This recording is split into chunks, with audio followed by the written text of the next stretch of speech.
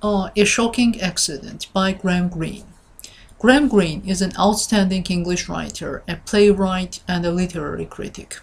He wrote children's stories, adventure stories, thrillers, film scripts. All his literary works are distinguished by his deep psychological insight.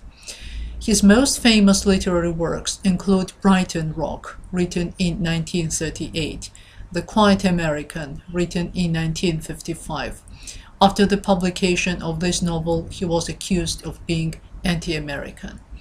Our Man in Havana, written in 1958, and The Honorary Consul, written in 1973. He had a long association with the movies and was involved in This Gun for Hire, The Third Man, and Loser Takes All. Greene's style is generally characterized by clarity and straightforwardness, and by avoidance of modernist experiments.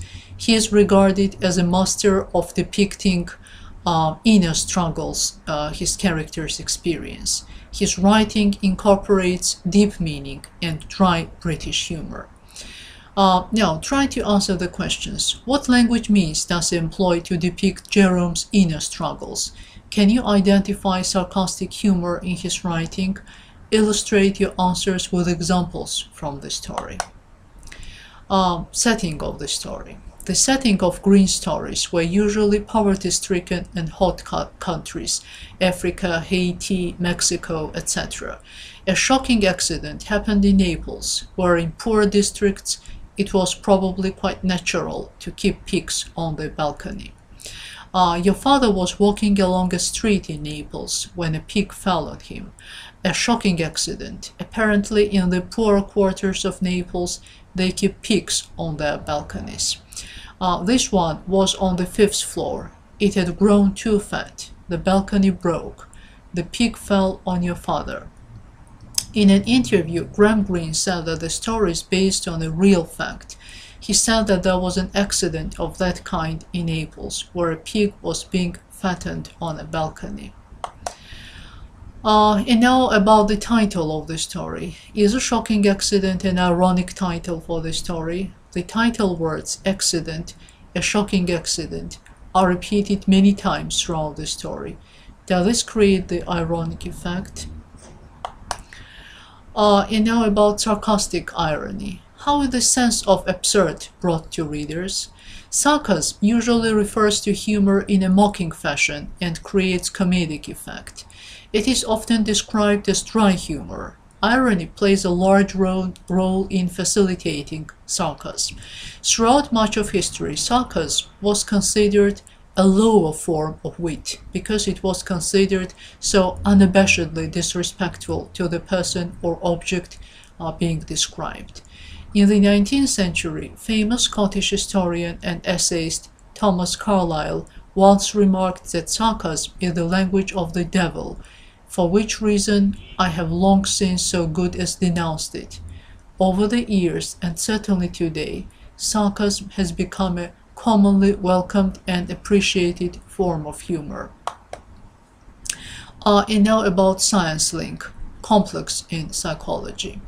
A complex is a group of partially or totally unconscious psychic content, representations, memories, fantasies, effects, and so on, which constitutes a more or less organized whole, such that the activation of one of its components leads to the activation of others.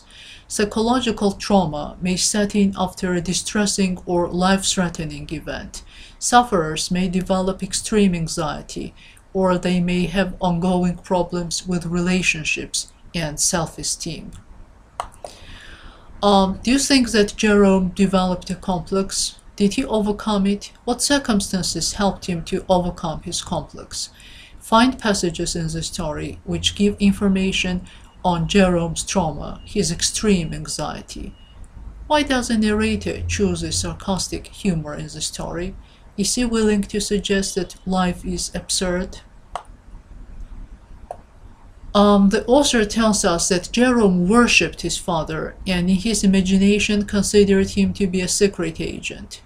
Jerome worshipped his father. The verb is exact. As man recreates God, So Jerome recreated his father, from a restless widowed author into a mysterious adventurer who traveled in far places, Nice, Beirut, Majorca, even the Canaries. The time had arrived about his 8th birthday when Jerome believed that his father either ran guns or was a member of the British Secret Service. Now it occurred to him that his father might have been wounded in a hail of machine gun bullets. Then why does he react to the news with the absurd question, "What happened to the pig?" I was wondering, Sally said. "What happened to the poor pig?" "They almost certainly had it for dinner," Jerome said happily and kissed the dear child again. Sally is the first person who reacts properly to the tragedy. Then why does she ask the absurd question? Does the author intensify how absurd life is? At the end of the story, Jerome no longer reacts painfully.